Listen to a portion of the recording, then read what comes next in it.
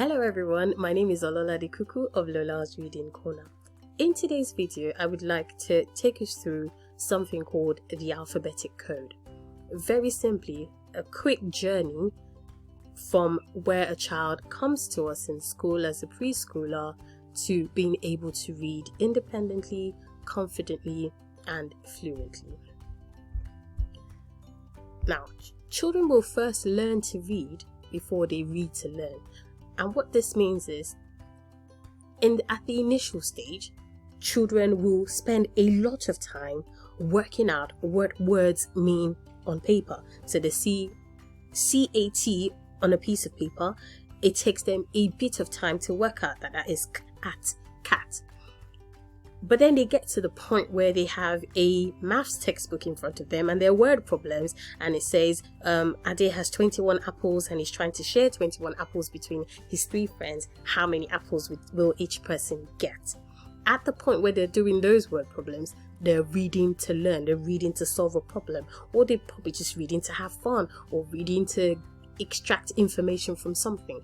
But at the initial stage, at the early primary stages, they're learning to read.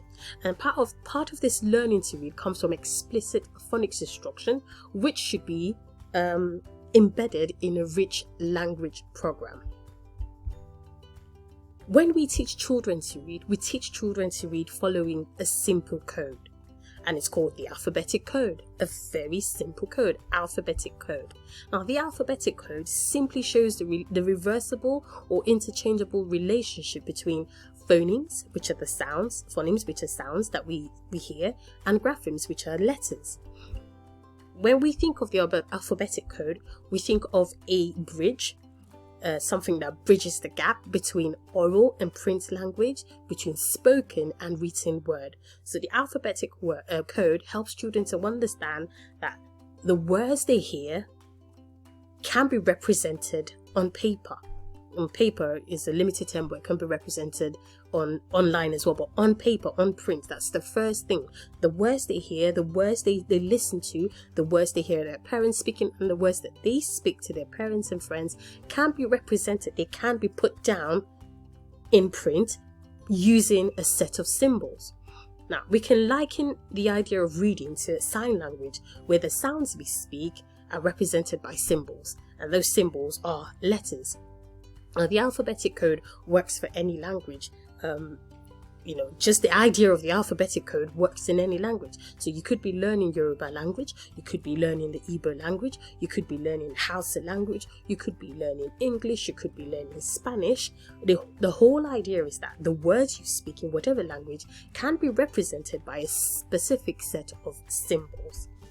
Now, this is a quote from a writer, and he says that the task for the child who's just beginning to learn how to read is learning how the words they speak, the spoken language, the words they've heard so far in their lives, how they relate to written symbols, to a specific set of written symbols. So the task for the child who's just beginning to learn to read is learning how the spoken language they already know relates to the written symbols that they're learning. Because children come to us with language already.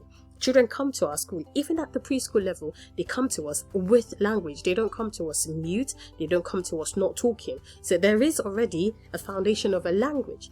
What we then do for children is to show them how that language can be represented so that they can read. Reading will eventually become an unconscious competence for most children, especially if they're given the right foundation and the right opportunities and resources or tools.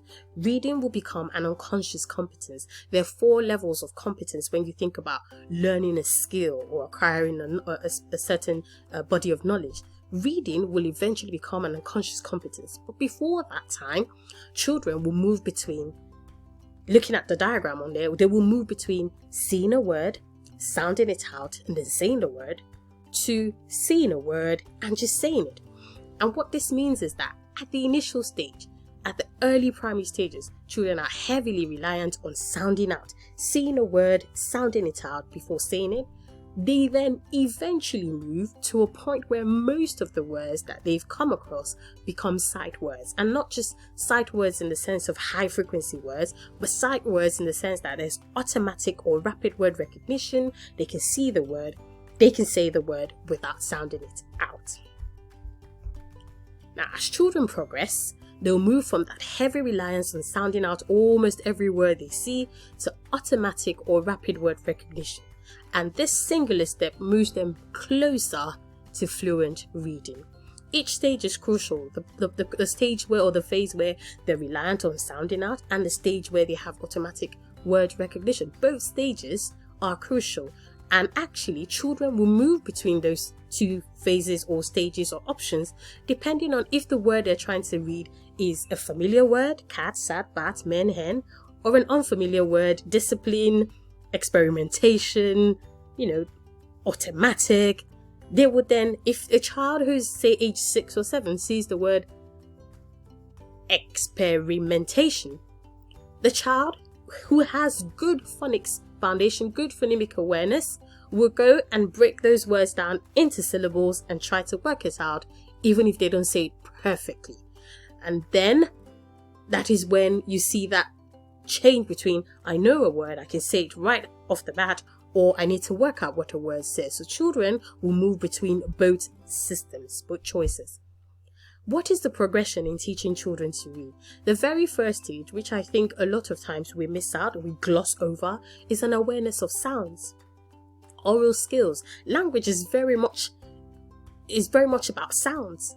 The spoken word is very much about sounds. And eventually when children read, they are reading to themselves. So there's a level of sound going on in their brain. So an awareness of sound, oral skills, is the very first place that we need to focus on. So it saddens, my heart when I hear schools have 2-year-olds who are already thrown straight into phonics instructions, or 3-year-olds, because we then miss out on a very, very core foundation that we should be building them upon, which is phonological and phonemic awareness, an awareness of sounds, an awareness of rhymes, an awareness of syllables, of alliteration, of onset and rhyme, oral segmenting and blending. And all of these skills will be developed if we focus on helping children to develop the phonological and phonemic awareness. Now, the second progression is going into phonics. And when we think phonics, most people again seem to think it's just CAT on a paper, cat. No. Phonics also involves letter recognition, explicitly saying to the children, this symbol, without saying the name. So if I have the letter B, for example, without saying to the child that this is the letter B, I can simply say this symbol here represents the B sound. When you see this symbol and you hear the B sound, they're one and the same. And then we move to grapheme-phoneme correspondence, which is the GPC, where we're saying to children there's a word on there, pen. So the letter P is representing the P sound, the letter E is representing the E sound, and the letter N is representing the N sound.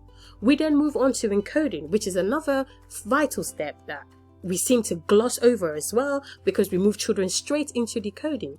There is encoding, and encoding simply means allowing children to use small movable alphabets, magnetic letters, Play-Doh, a range of formats to actually make or build up words before decoding them, before moving on to reading from a book, which is where decoding comes in. So we show the child a picture of a cat and we say to the child, can you make this word using magnetic letters, felt letters, foam letters, small movable letters? And then we move on to decoding, where they have a body of phonetically decodable text that children are practicing with. Finally, we think about reading. Now, when we think reading, the idea of reading is not just for a child to read the words off a piece of paper, but the end goal of reading is comprehension.